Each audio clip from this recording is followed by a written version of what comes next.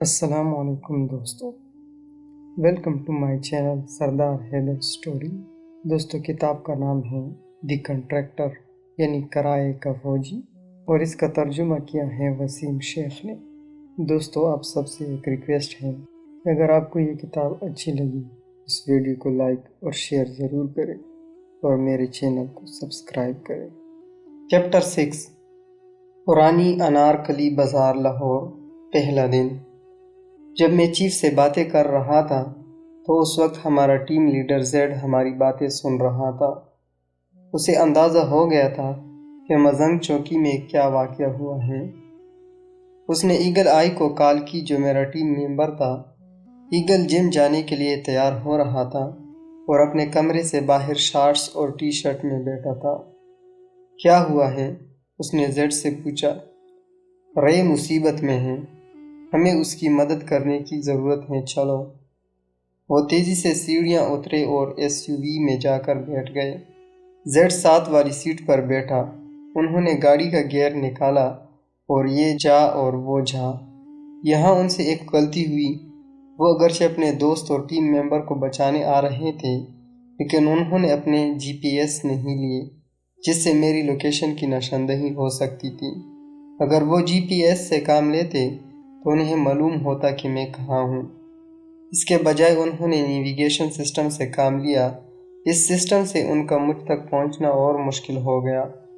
رش کی وجہ سے وہ میری لوکیشن نہیں جانتے تھے، انہیں پتہ ہی نہیں تھا کہ کہاں جانا ہے۔ اتنی دیر میں ہجوم نے میرے کار پر مکے برسانا شروع کر دیے تھے۔ ایک نوجوان نے اسکرین توڑ دی اور ہاتھ بڑھا کر مجھے اندر سے پکڑ لیا۔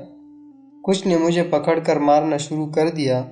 میں جانتا تھا کہ اگر میں نے کچھ نہ کیا تو یہ مشتعل ہجوم مجھے یہیں مار دے گا۔ مجھے یہاں سے نکلنا تھا۔ اگر میں کچھ نہ کرتا تو مشتعل ہجوم نے مجھے گھسیٹ کر باہر نکالنا تھا اور لاہور کی سڑکوں پر مارنا تھا۔ میں نے سیڈان کو پہلے گیئر میں ڈالا اور ہجوم میں سے گزرنے کی کوشش کرنے لگا۔ مشتعل ہجوم میری کار کے ساتھ ساتھ بھاگ رہا تھا اور میرا اور ہجوم کا فاصلہ کچھ قدموں کا ہی تھا۔ میں سڑک کے دائیں طرف مڑنا چاہتا تھا لیکن نہ مڑ سکا۔ میرے سامنے والی کار نے یو ٹرن لیا تو مجھے گاڑی مزید آہستہ کرنا پڑی۔ میرے سامنے دائیں طرف مڑنے کی چوائس نہیں تھی۔ اتنی دیر میں ایک موٹر سائیکل سوار میرے قریب پہنچ گیا۔ اس نے میری گاڑی کے بمپر پر مکے مارنے شروع کر دیے اور اردو میں مجھ پر چلانا شروع کر دیا۔ میں نے اسے دھکا دینے کی کوشش کی۔ میں آگے بڑھنے میں کامیاب تو ہو گیا لیکن کئی مصیبتیں منتظر تھیں۔ میرا منصوبہ مال روڈ کراس کر کے کونسل خانے جانے کا تھا۔ مجھے یقین تھا کہ میں وہاں محفوظ رہ سکتا ہوں۔ اس صورتحال کو سنبھالنے کے لیے میں آر ایس او پر بھروسہ کر سکتا تھا۔ کچھ دیر کے بعد مجھے راستہ مل گیا اور میں نے گاڑی کی رفتار بڑھا دی۔ مال روڈ تک جانے کے لیے مجھے انارکلی بازار کی تنگ گلیوں میں سے گزرنا تھا۔ یہاں گاڑیوں اور لوگوں کا ایک ہجوم تھا۔ انارکلی میرے اور مال روڈ کے درمیان آخری رکاوٹ تھی۔ اگر میں انارکلی کراس کر لیتا تو میں مال روڈ کے ذریعے کونسل خانے پہنچ سکتا تھا۔ پرانی انارکلی کراس کرنے کا یہ فاصلہ 100 گز سے زیادہ نہیں تھا، لیکن جب راستے میں لوگ حائل ہوں تو یہی فاصلہ 100 میل کا بھی ہو سکتا ہے۔ اچانک میرے سامنے ایک معمر خاتون ڈرائیور نے گاڑی روک دی۔ میں نے دونوں ہاتھ ہارن پر رکھے لیکن وہ ٹس سے مس نہ ہوئی۔ سڑک کے کنارے پھل بیچنے والوں کی ریڑیاں تھیں۔ اس کے علاوہ سڑک کے دونوں اطراف پیدل چلنے والے لوگوں کا ہجوم تھا۔ میں نے اپنی گاڑی سے اس کی گاڑی کو پش کیا۔ خاتون نے آئینے میں سے مجھے دیکھا اور اشارے سے یہ کہا کہ آپ نہیں دیکھ سکتے کہ میں یہاں خریداری کر رہی ہوں۔ اتنی دیر میں شوٹنگ کی جگہ سے میرا تعاقب کرنے والا موٹر سائیکل سوار مجھ تک پہنچ گیا۔ اس نے اردو میں ہجوم سے مخاطب ہو کر چلانا شروع کر دیا۔ شاید اس نے انہیں میری کارروائی کے بارے میں بتایا تھا۔ تھوڑی دیر میں سینکڑوں افراد جمع ہو گئے۔ وہ میری کار پر حملہ کر رہے تھے۔ کسی نے ایک پتھر پھینکا اور کار کا پچھلا شیشہ بھی توڑ دیا۔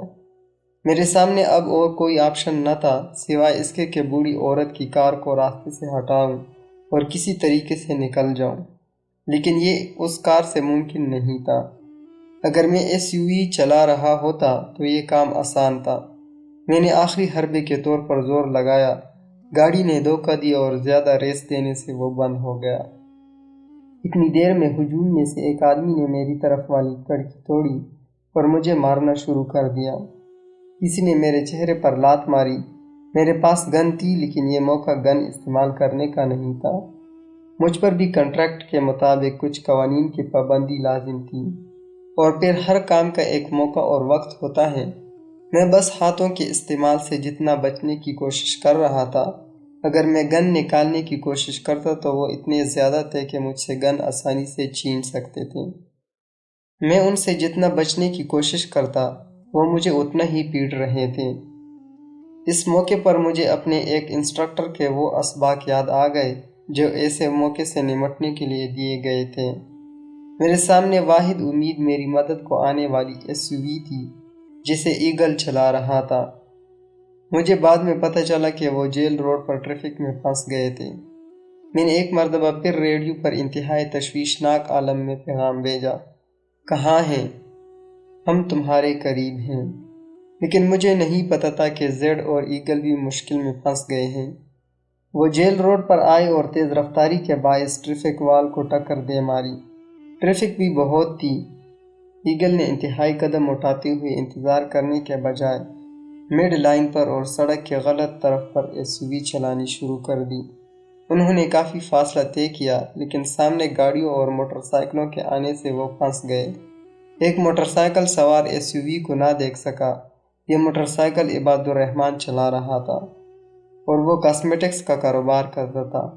ایگل آئی نے بریک لگائی لیکن بہت دیر ہو چکی تھی۔ عبد الرحمن کا خون سڑک پر دور تک پھیل گیا۔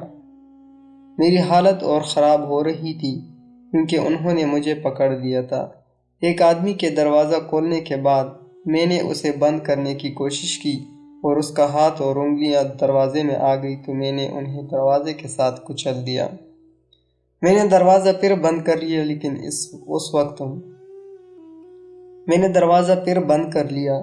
لیکن اس وقت ہجوم میں سے کسی نے پیچھے کا دروازہ کھول دیا۔ میں نے پھر وہی کوشش کی۔ ہر بار کوئی دروازہ کھولنے پر مجھے وہی عمل دہرانا پڑا۔ مجھے یاد نہیں کہ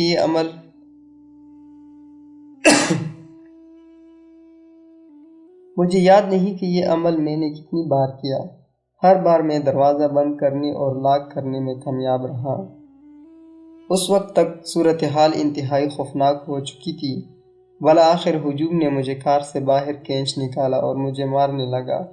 اتنی دیر میں ایک پولیس اہلکار وہاں آ گیا۔ اسے دیکھ کر میرے دل میں امید کی کرن روشن ہوئی۔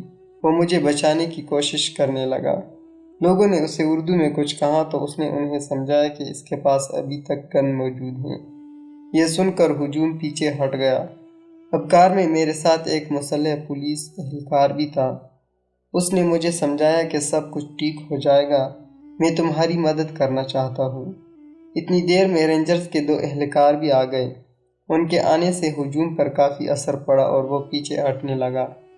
ان کے پاس ہتھیار بھی تھے۔ وہ مجھے بھیڑ میں سے نکالتے ہوئے آگے کی طرف لے کر جا رہے تھے۔ انہیں پتہ تھا کہ کیسے آگے بڑھنا ہے۔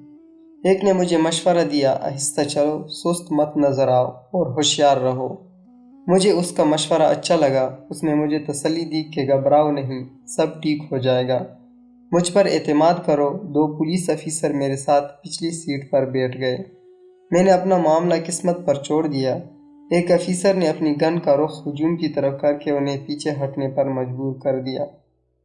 ٹریفک کا وہ اہلکار جو پہلے میرے پاس آیا تھا، اس نے گاڑی کی کھڑکی سے مجھے کہا، میرا نام محمد ہے، میں آپ کی مدد کرنا چاہتا ہوں، آپ ٹھیک سے مت جا رہے ہیں، یہ ہجوم آپ کو مار ڈالنا چاہتا ہے۔ میں نے کہا، ٹھیک ہے، آپ ہم پر اعتماد کر سکتے ہیں، آپ اپنی گن ہمیں دے دیں، ہم آپ کی حفاظت کر رہے ہیں۔ کیا آپ ٹھیک کہہ رہے ہیں؟ میں نے پوچھا۔ جی ہاں، ہم پولیس ہیں، آپ اپنی گن ہمیں دے دیں۔ ٹھیک ہے، لیکن میں اسے باہر نہیں نکال رہا۔ میں نے اس کا ہاتھ اپنے گن پر رکھ دیا۔ یہ یہاں ہے، نکال لیں۔ محمد نے میری گن اپنے ہاتھ میں لے لی۔ اس نے گن میں سے میگزین نکالا اور اسے اپنے سویٹر کی جیب میں رکھ لیا۔ اس کے بعد وہ باہر نکلا اور گن ہاتھ میں لے کر ٹہلتا ہوا جانے لگا۔ میں نے اسے پکارا، محمد کہاں جا رہے ہو؟ میری بات کا اس نے کوئی جواب نہیں دیا۔ میرا خیال تھا کہ اس نے مجھے ٹریپ کیا تھا۔ ہجوم نے پھر میری کار پر مکے ڈنڈے مارنے شروع کر دیے۔ رینجرز کے جوان انہیں روکنے کی کوشش کر رہے تھے۔ دوسری طرف مجھے نکالنے کے لیے آنے والی ٹیم کی SUV گاڑی نے جب موٹر سائیکل کو ٹکر ماری تو انہیں روکنا پڑا۔